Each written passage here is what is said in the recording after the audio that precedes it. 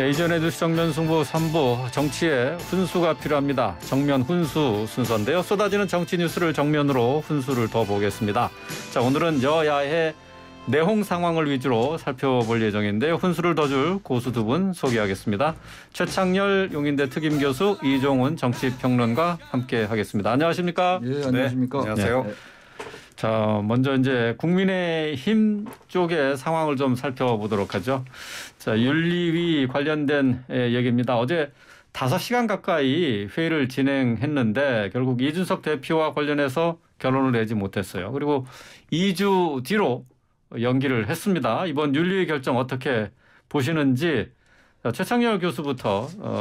근데 이제 그 김철근 대표 정무실장 네. 어제 이제 그 얘기를 했는데 아마 이 김철근 정무실장에 대한 징계는 하겠다, 개시하겠다 이렇게 보도가 나왔습니다. 징계 절차를 개시하는 거죠. 예. 예.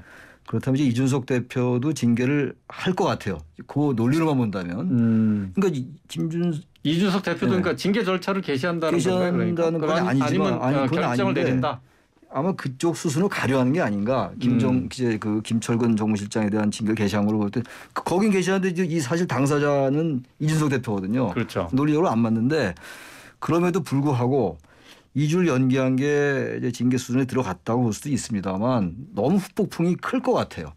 성사문학 의혹이 정말 진실인지 아닌지 잘 모르겠습니다. 네, 나중에 경찰 수사로 밝혀져 봐야지 알겠는데 그런데 이 상황 속에서 과연 대선에서 이기고 지방선거 이긴 집권당의 대표를 이렇게 징계하는 게 유례가 없거든요. 그렇죠. 제가 기억하기로 한국 정당 정치 사상.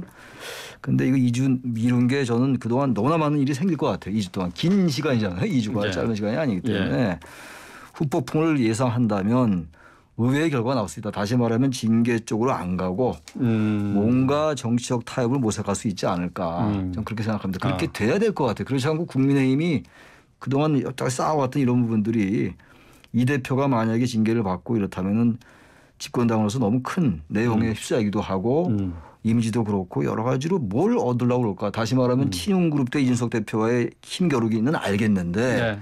과연 그게 누구를 위한 것일까를 생각한다면 의외로 타협의 수준으로 들어갈 수 있지 않을까. 타협으로요? 그런데 어쨌든 뭐 윤리위에 안건이 올라간 상황인데 후폭풍을 감당하지 못해서 그러면 아무 결정을 내리지 못한다. 무혐의로 내리겠죠. 그렇게 되면 이제. 무혐의로 갈 수가 있겠죠. 징계를 안 내릴 것이다. 어떻게 생각하십니까? 어떻게 이종훈 평론가님? 네, 제가 보기에는 윤리위가 지금 갓기도를 하고 있다. 갓기도? 네, 이거 같기도 하고 아닌 것 같기도 하고. 예. 그러니까 좀 명확하게 할 거면 제대로 해야 되는데 그러질 못하고 있어요. 처음부터 그랬어요. 우왕좌왕.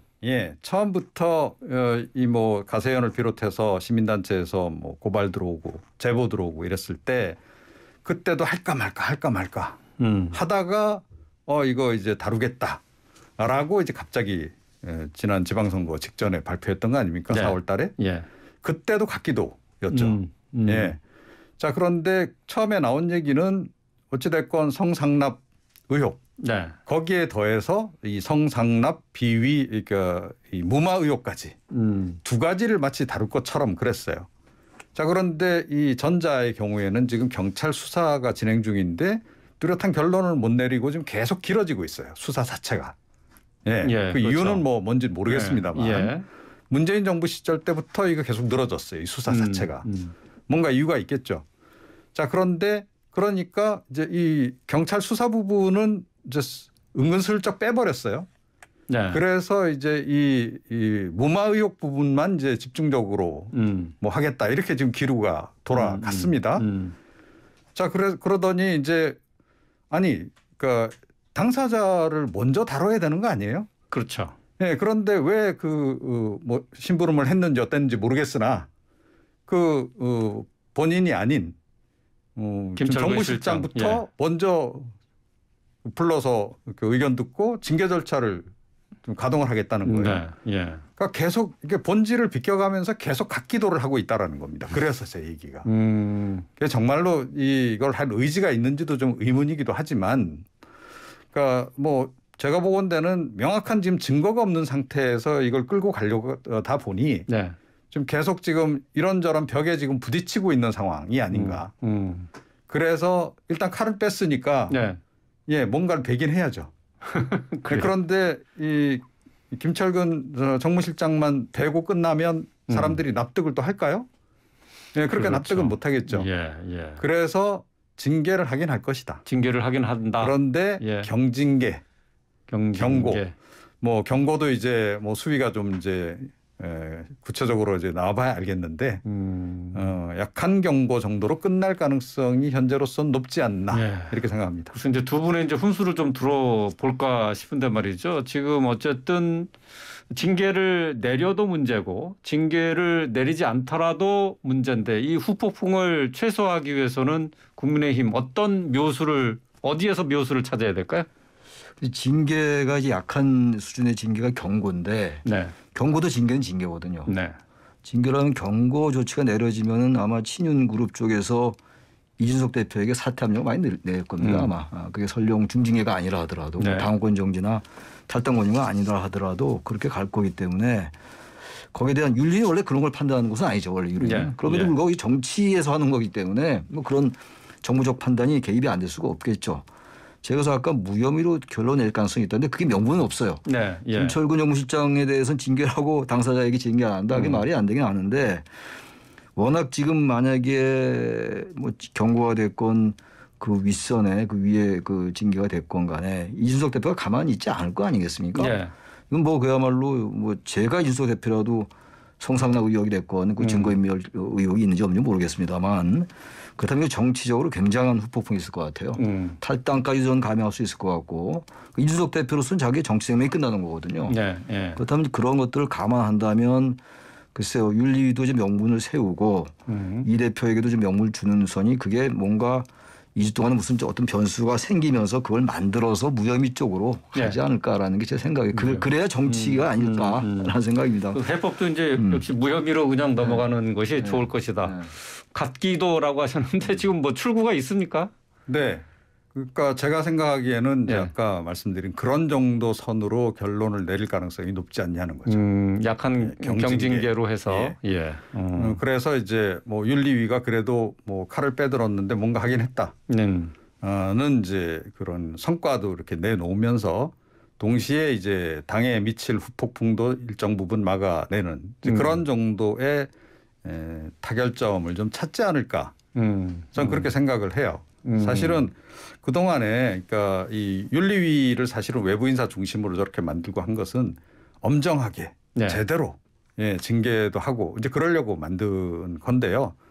그런데 이번 같은 경우에는 그러니까 지금 뭐 수사 상황에 대해서 제가 조금 전에 말씀드리기도 했는데 의혹 제기한 그 당사자도 지금 뭐 사기죄 등으로 해서 좀 실형을 살고 있는 사람이고 네. 그 사람의 진술만 가지고 또 이걸 가지고 결정 내리기도 좀 쉽지 않은 상태예요. 그래서 뭔가 그쪽에서 결정이 나오고 난 다음에 그 후에 사실은 이 결정을 내리더라도 윤리위가 결정을 내리는 것이 이게 좀 현재 상황으로서는 온당한 상황이다라고 봐요. 그렇지 않고 제가 조금 전에 같기도라고 말씀드렸는데 경찰 수사 진행 상황을 보니 뭔가 이렇게 실형이 나올 것 같으니 그걸 근거로 해서 뭐 중징계를 때리겠다. 이게 명분이 잘 안 선다는 거죠. 그런 점은 아마 고민하지 않을까 생각합니다. 아예 경찰 수사 이유를 미룰 수도 있을 것 같아요. 아예. 무혐의에 대한 부담도 이미 뭐 여러 차례 미뤘는데 또 미룬다고요. 지금 어차피 꼬여버렸어요. 지금 국민의힘 내부 이 상황 내용 자체가. 예.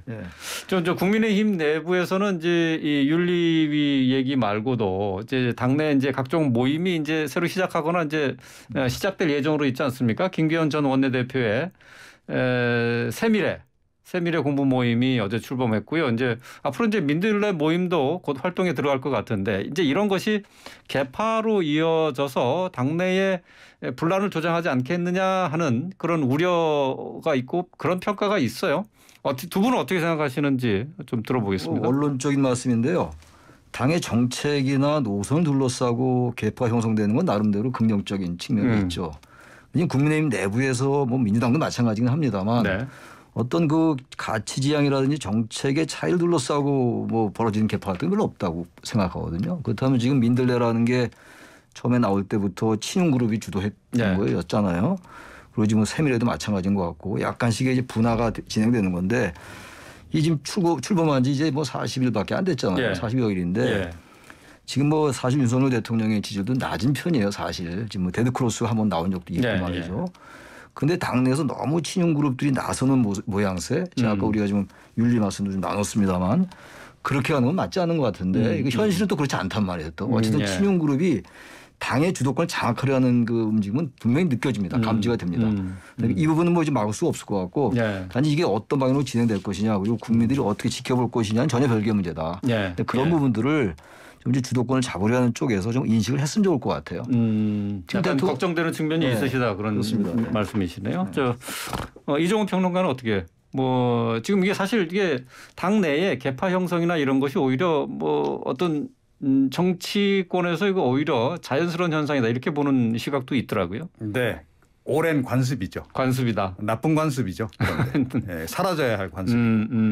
사실은 이준석 대표 탄생하면서 그 계파 정치가 저는 개인적으로 종식되는 줄 알았어요. 아, 예. 예. 게다가 또 윤석열 전 검찰총장까지 당으로 들어와서 당 대표 그러니까 경선을 돌파하고 대통령 되는 거 보고 아 이제 이 보수 정당에서 이제 계파 정치 오랜 그 고질병 이제 예. 사라지나 보다. 그런데 스멀스멀 이게 이제 기어 나오고 있는 거죠. 예. 그런데다가 부정적으로 좀 바라보시네요, 그러니까. 네. 예. 친윤계 내에서조차 지금 소개파가 나오고 있는 겁니다. 예, 민들레파와 분화하고 있다. 예, 세미레파 뭐 이런 식으로. 네. 제가 보건대는 이게 지금 교통 정리가 이렇게 되면 점점 어려워진다. 라고 생각해요. 예를 들어 뭐 이 국민의힘이 의원 숫자나 많으면 모르겠는데 예, 별로 많지도 않은데 그 안에서 또 이제 소개파가 나뉜다라고 하는 것 자체가 네.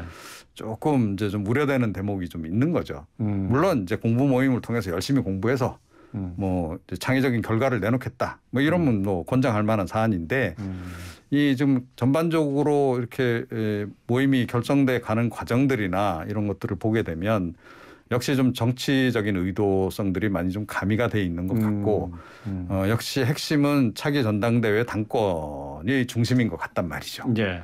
그게 읽히는 걸 어떡합니까? 그죠? 그렇군요. 예. 네, 그래서 이게 좀 사실은 이런 식으로 가는 거 좀 바람직하지 않고 예. 차기 당대표 노리는 분들도 예. 한 분이 아니니까요.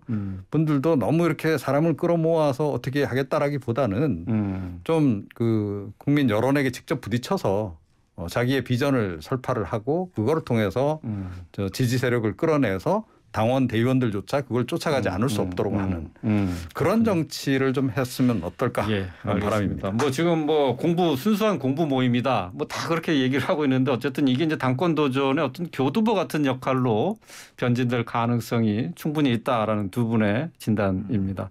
자, 이번에는 민주당으로 좀 가보겠습니다. 민주당도 윤리심판원 결정이 있었죠.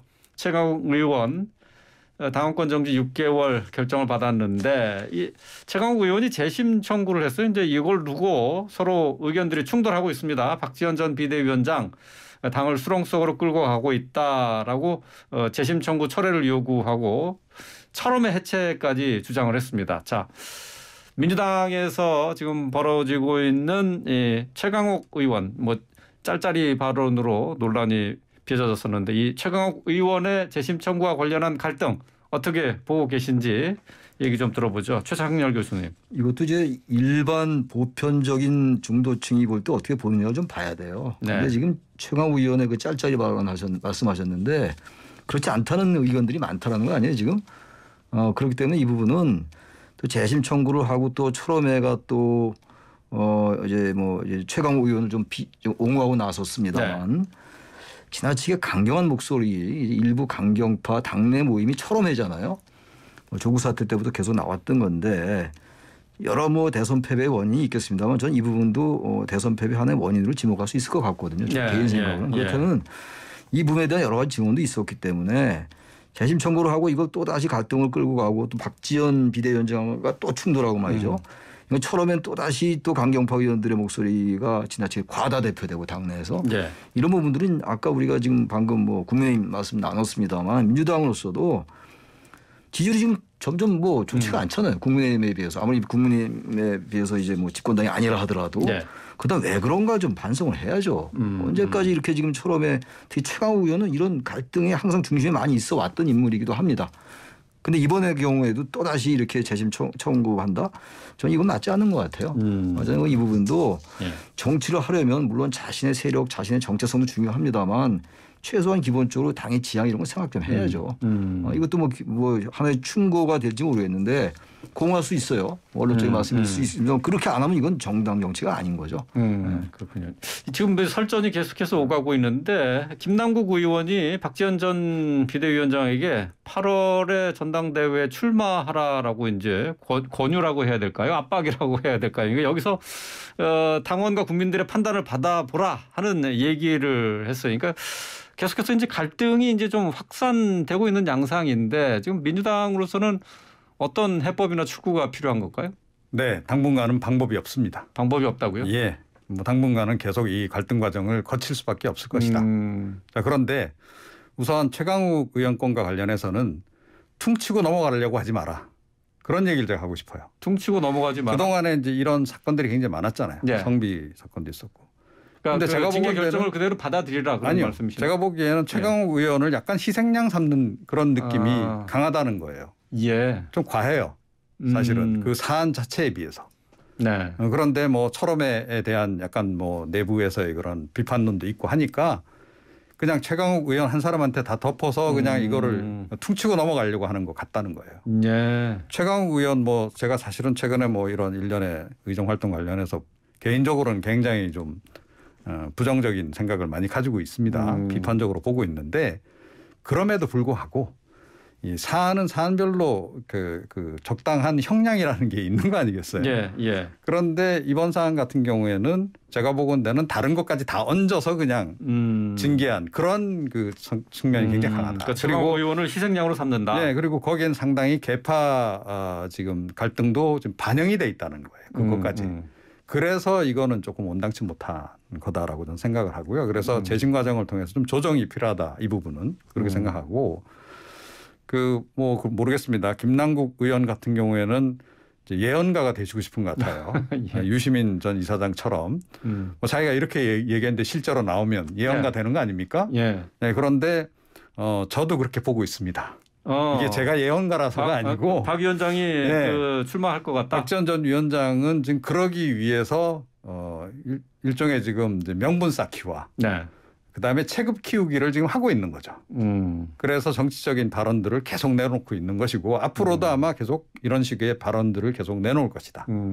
차기 전당대회 아마 도전하지 않을까. 전당대회 도전인데 그러면은 당 대표입니까 최고위원입니까? 대표죠. 당 대표 예. 출마 가능성이 있다. 최고위원 정도 나오려고 이러진 않죠. 그래요?